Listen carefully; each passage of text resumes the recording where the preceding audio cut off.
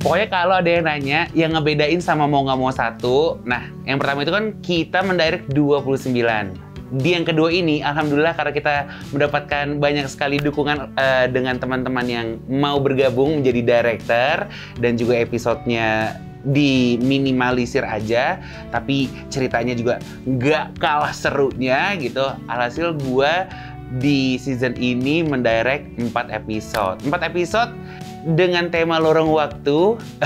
Terus di bawahnya lagi adalah pencarian buku tahunan Abigail. Lagi-lagi biasa, kalau di Mau Nggak Mau ini kan ngobrolin seputar cerita-cerita yang emang udah kita haturkan di episode rapot yang reguler gitu. Nah, salah satunya adalah buku tahunannya Abigail yang hilang. Ingat kan waktu itu kita pernah ngomongin buku tahunan, salah satu topik yang ada di podcast rapot.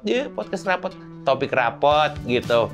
Terus dari situ, oh boleh juga nih kita jadi punya misi balik lagi ke zaman dulu tanpa kita ketahui untuk menyelamatkan si buku tahunan ini gitu.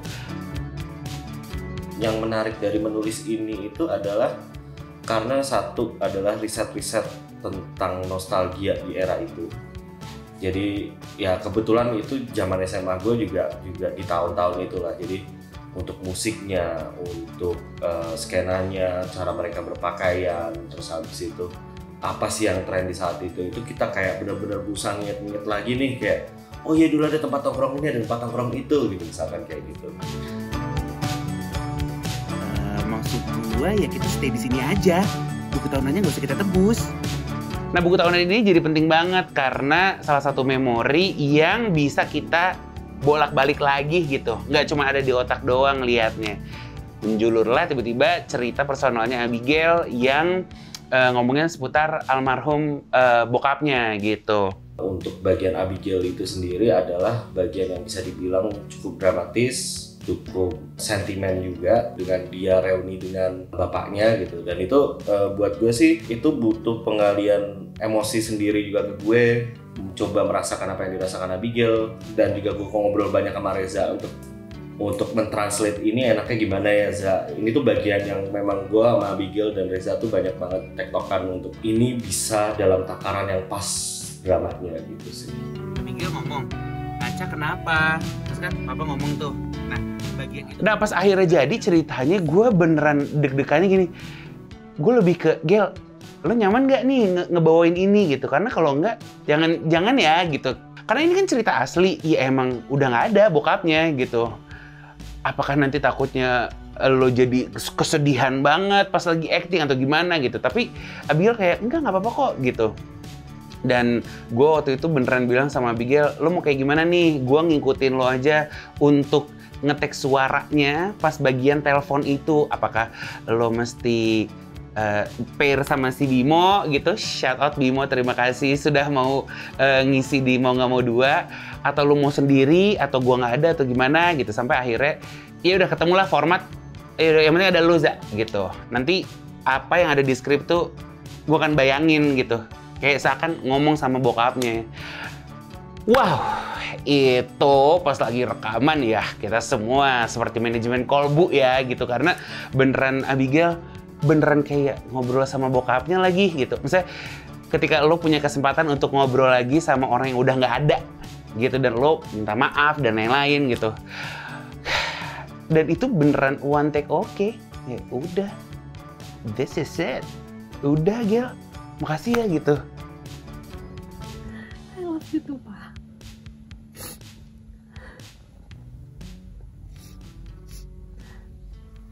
Stop. Wow. Ya gue udah. Gue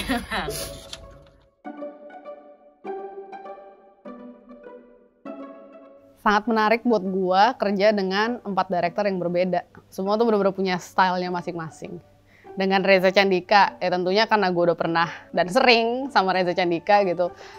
Reza sangat tahu apa yang dia mau, dan kita udah juga melalui trial and error dari Mau Nggak Mau season 1, semuanya ya jadi berjalan dengan lancar. Bisa aja lo. Oke, lanjut lagi ya Singasari. Lalu. Oke, kita mulai. 3, 2, spiritnya, action! sebenarnya sih gue nggak ada kayak format cara ngedirect kayak gimana karena kita juga bukan director ya. Kita cuman waktu itu pernah jadi produser radio, pernah buat radio play, ya udah kita mainkan lah ya gitu. Di otak kita kan yang penting benar gitu. Sama udah kebayang ya di kepala gue lu ngomongnya nadanya kayak gitu. Jadi kalau yang pertama itu misalnya kita udah take yang pertama, alternatif. Nah, Virgo dikasih alternatif, ada 100, bisa kita jabanin 100 gitu kan. Nah, kalau ini lebih ke, ternyata kalau gua nggak suka, hapus aja rekaman yang tadi, yuk ulang lagi sampai yang benar gitu. Sampai yang benar, udah, yang itu, mainkan. Yang itu, bungkus gitu. Jadi, enak banget, lebih efisien banget kerjanya. Nggak perlu milih banyak banget alternatif, karena mungkin kalau pemirsa mikir di sini, tinggal sekali take gitu. Nggak sama sekali gitu, beneran bisa yang ada ulang 7 kali, 10 kali lah gitu.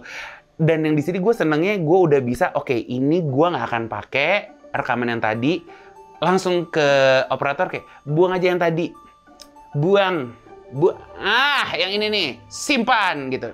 Ntar kalau gue emang ada BM, coba deh 1 lagi. Jadi seenggaknya tuh gue cuma punya 2 dan itu pun hampir tidak gitu, karena yang rekam udah nih di otak gue, suaranya kayak gitu, pelafalannya kayak gitu.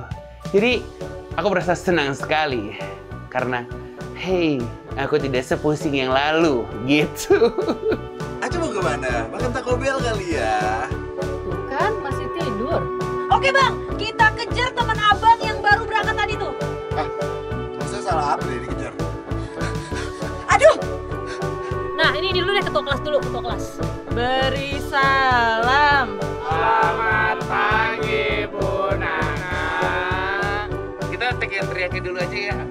Shit. Bener-bener shit.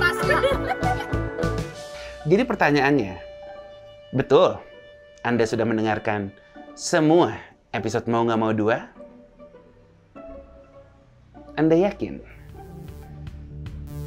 Kalau yakin ulang lagi ya. Thank you.